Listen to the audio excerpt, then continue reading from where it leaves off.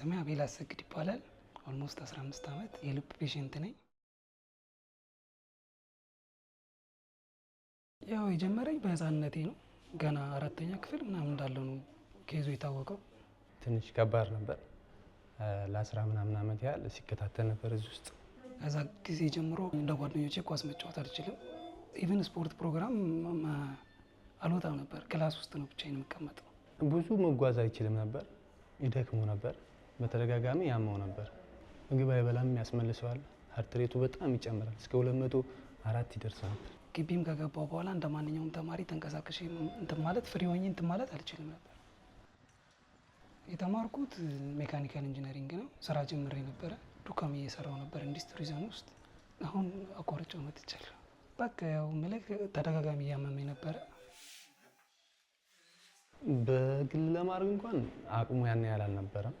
ታስቧል፣ ግን በጣም አይ ነበረ። በግል ለመሰራት ኢኮኖሚካሊ በጣም ውድ ስለነበረ ታስቧል፣ ግን አልተሳካም እና እዚህ ያለውን እድል እየጠበቅን ነበር። አንድ ወር አካባቢ ግንቦት ላይ ጥቁር አንበሳ ተኝቶ ነበር። ከዛም በኋላ ነው እንግዲህ ወደዚህ በአስቸኳይ ወደዚህ መጥቶ እንዲሰራ የተደረገው። ኦልሞስት 10 ዓመት ነበር ስጠብቅ የነበረውና በጣም ነው የተደሰትኩት ይህን እድል ሳገኝ። በርታታ ኢትዮጵያ በኩል ነው ያገኘሁት እድሉን። ከፈጣሪ ጋር ሁሉም እንደሚስተካከል ነው ማምነው። አልተረበሽኩም። ሁሉም ነገር ይስተካከላል ብዬ ነው።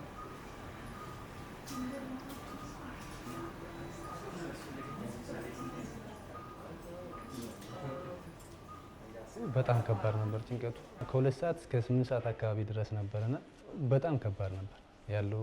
ሰዓቱ በጣም ረጅም ነበር። ከመጠን በላይ ስልክ ይደወላል እና ያው ማየት ይሻላል። እዚህ ኮኜ እኔ ስላየው ያን ያህል ከነሱ የተሻለ አልተጨነኩም፣ እዚህ እያየው ስለነበር። እዛ ግን ያሉት በጣም ከባድ ነበር። በየደቂቃው ነው ስልክ የሚደወለው። እንዴት ሆነ ላይ ደረሰ ይባል ነበር እና በጣም ከባድ ነበር። ከ2 ሰዓት እስከ 8 ሰዓት ያለው ሰዓት በጣም ረጅም ነበር ከምነግርህ በላይ ማለት ነው። እኔ ሰርጀሪው እንዳለቀ በጣም ነው ደስ ያለኝ። ምክንያቱም የመጡ ሰዎች ከሰርጀሪው በፊት በቃ 99% ፐርፌክት ነን ስላሉ ያን ያህል ከሰርጀሪው በኋላ በጣም ደስ ያለኝ። I think it went really well. I mean, given the complexity of what you have to do and all the equipment that you need, I think we were able to carry out the task, really well.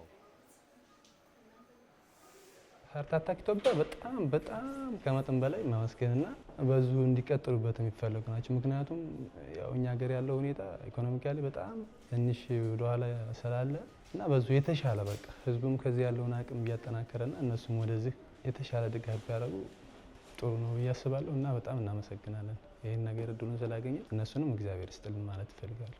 እነሱ በጣም ጥሩዎች ናቸው። ምናልባትም አሁን ይሄ ኬዝ ላይሰራልኝ ይችላል ከአሁን በኋላም እንደዚሁ 10 ዓመት፣ ምክንያቱም ብዙ ወረፋ አለ እና በጣም ነው የማመሰግነው።